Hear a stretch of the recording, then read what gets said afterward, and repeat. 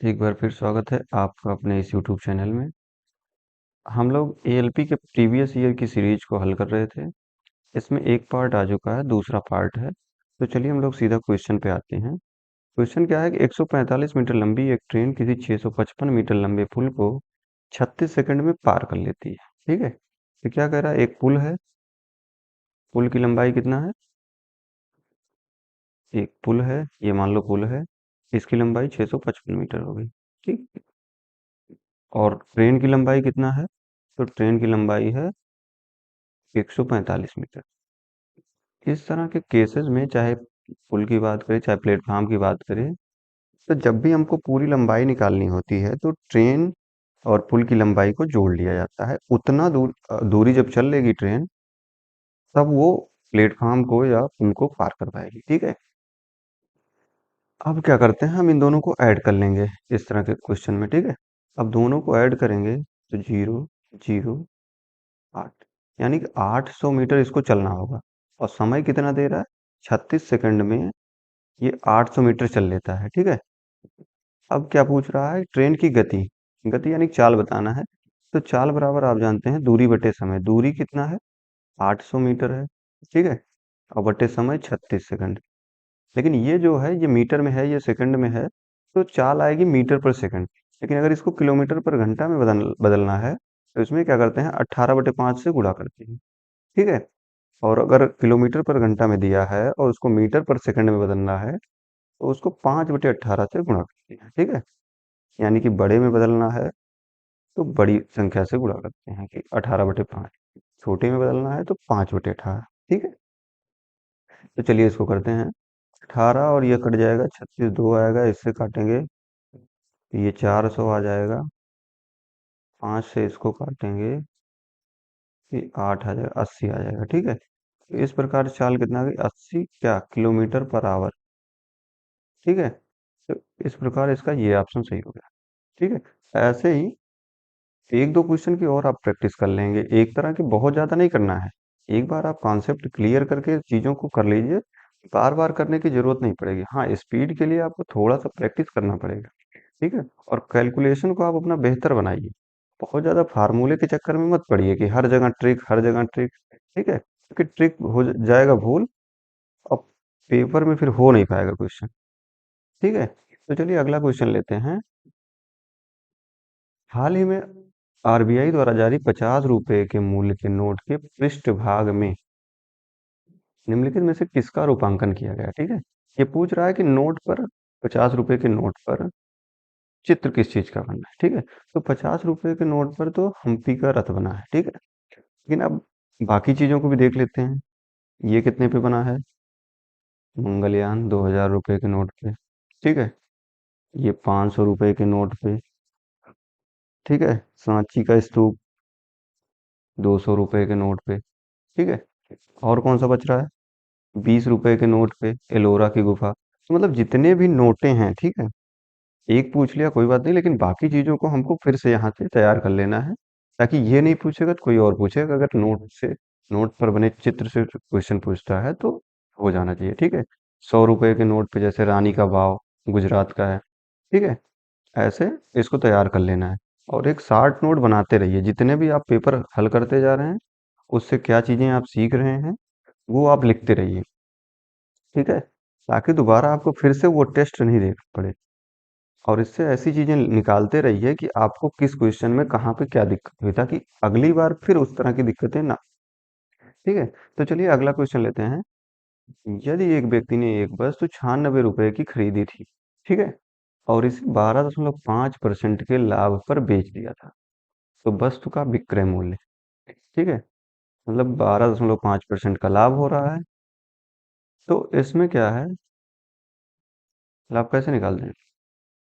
जितने का लाभ हो रहा है, ठीक है, 12.5/100।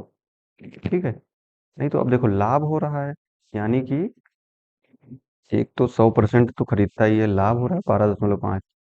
तो अब ये इतना हो गया लाभ, और अगर इसी में क्रय मूल्य जोड़ देंगे तो विक्रय मूल्य निकल जाएगा। ठीक है, तो क्रय मूल्य हो गया 96। ठीक है, या इसी को करते हैं, जब इसको हल करोगे तो ऐसा निकल के आएगा 96 गुणे 112, 112.5 बटे 100।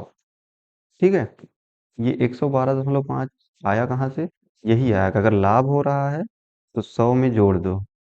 ठीक है, 100 में 12.5 जोड़ दिए तो हो गया कितना? 112.5%। ठीक है, अभी जैसे इसी में लॉस होता कि मान लो 20% के लॉस पर बेचता, ठीक है, तो उसी में क्या करते आप, इसको 100 में से घटाते, 100 माइनस 20, ठीक है, बराबर कितना हो गया? 80%। तो वहां पे विक्रय मूल्य जो होता है वो 80% आ जाता है। लेकिन यहाँ पे लाभ हो रहा है चूंकि, इसलिए इस पे 112.5% होगा। ठीक है, तो 96 गुणे 12.5 आप निकालेंगे तो अब इसको तो कर लेंगे। ठीक है, चलिए नेक्स्ट क्वेश्चन पे करते हैं। ठीक है, चीजों को आप समझते रहिए, लॉजिक समझिए, कॉन्सेप्ट समझिए। ठीक है, कम से कम फार्मूले की जरूरत पड़े आपको यही बेहतर है। ठीक है, चलिए नेक्स्ट क्वेश्चन लेते हैं। रीजनिंग का सवाल है, कथन और कार्रवाई का। ठीक है, तो दिए गए वाक्यों को सही मानते हुए निर्णय करें कि उक्त वाक्यों से कौन सी कार्रवाई करना तार्किक रूप से अनुसरण करता है। ठीक है, तो चलिए वाक्य पढ़ते हैं। तमिलनाडु में विनिर्माण कंपनियों को बिजली की कमी की गंभीर समस्या का सामना करना पड़ रहा है। ठीक है, अब इस पर कार्रवाई क्या कर रहे हैं कि सरकार को बिजली की इस समस्या का समाधान करने हेतु ठोस कदम उठाने चाहिए। बिल्कुल, समस्या है तो उसका समाधान होना चाहिए। ठीक है, ये तो चलो सही हो गया।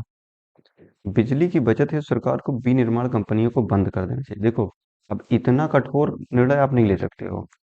ठीक है, एकदम सॉफ्ट सॉफ्ट निर्णय लेना है आपको, वही सही माना जाएगा। इतना कठोर, अब विनिर्माण कंपनियों को आप बंद करके क्या करना चाहते हैं? देश का विकास रुक जाएगा ऐसे तो। ठीक है, तो इस तरह के जो निर्णय होंगे ये सही नहीं होंगे। तो इसमें क्या आंसर हो जाएगा? Only one. ठीक है, चलिए नेक्स्ट क्वेश्चन पे चलते हैं। नीचे दिए गए तालिका में कक्षा 10 ए और बी के उन छात्रों का विवरण दिया गया है जिन्होंने मध्यावधि और अंतिम परीक्षा में भाग लिया है।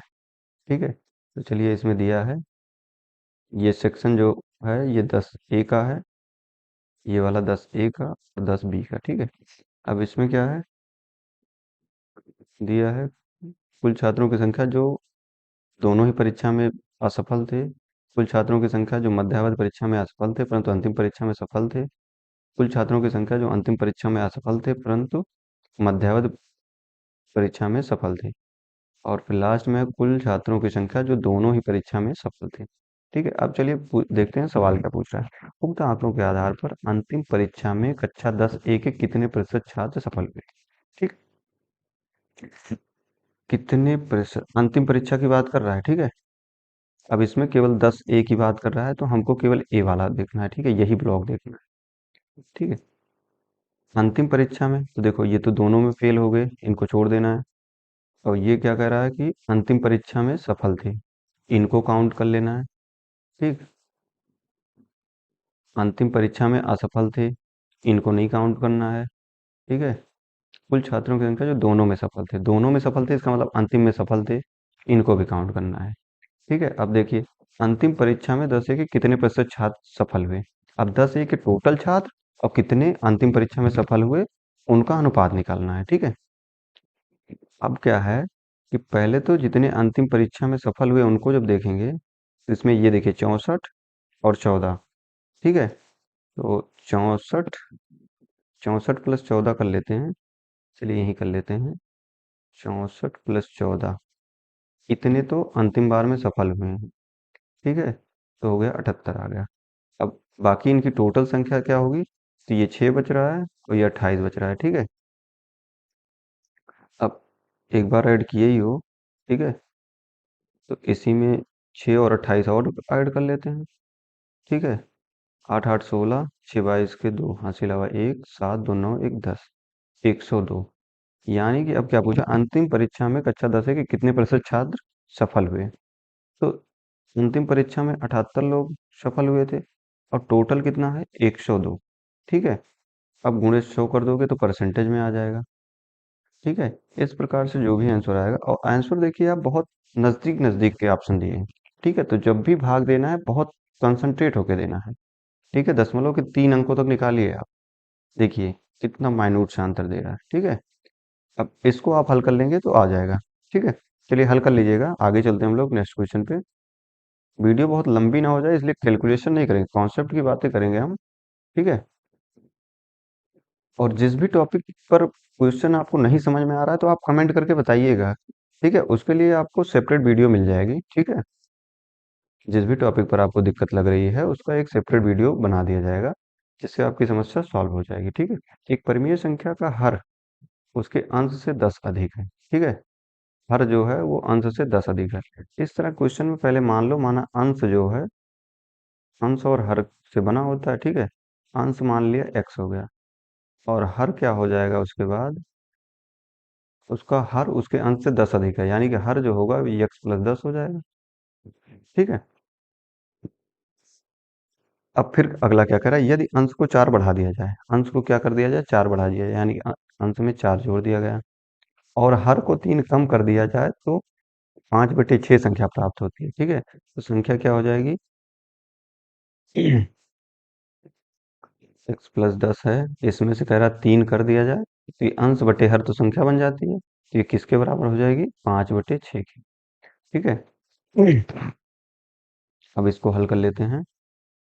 अब इसको हल करेंगे तो क्या आएगा, इधर इसका मल्टीप्लाई कर दीजिए, 6x + 24 बराबर, अब 10 में से पहले x में करेंगे तो 5x। ठीक है, प्लस 10 में से 3 गए 7, 7 बचे 35। ठीक है, अब इसको इधर ले आएंगे तो इसका चिन्ह चेंज हो जाएगा, तो 6x में से 5x जाएगा, x बचेगा बराबर 35 - 24 हो जाएगा। ठीक है, इधर से उधर आप ले जाएंगे, जो प्लस होगा वो माइनस हो जाएगा, जो माइनस होगा वो प्लस हो जाएगा। ठीक है, तो x बराबर क्या निकल के आया यहाँ से, 11।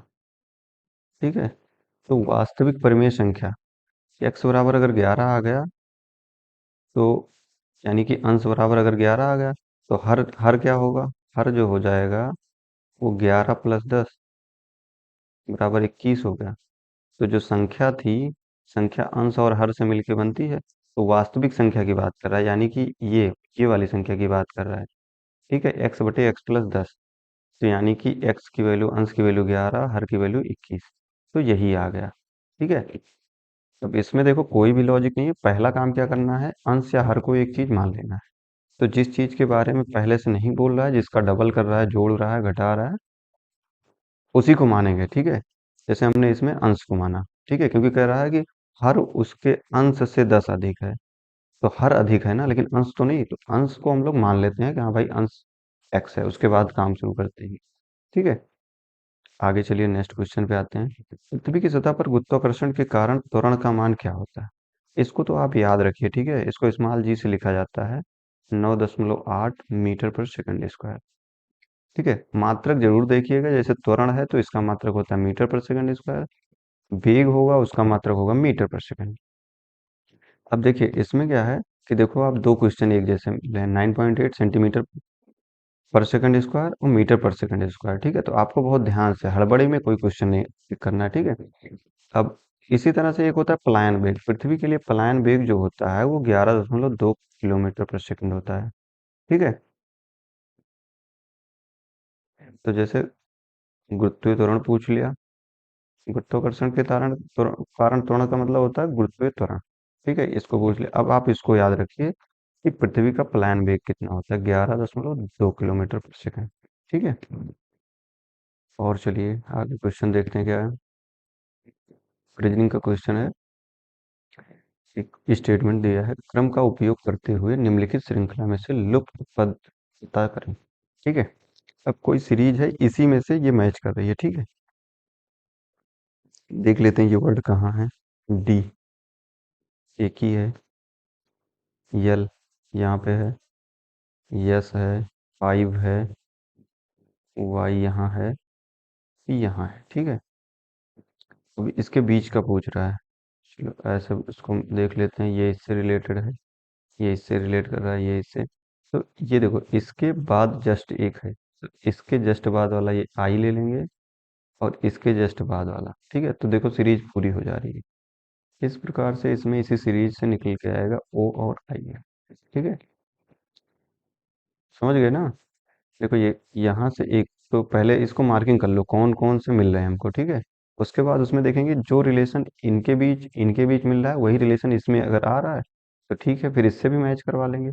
ठीक है, तो इसमें ये ऑप्शन सही हो जाएगा।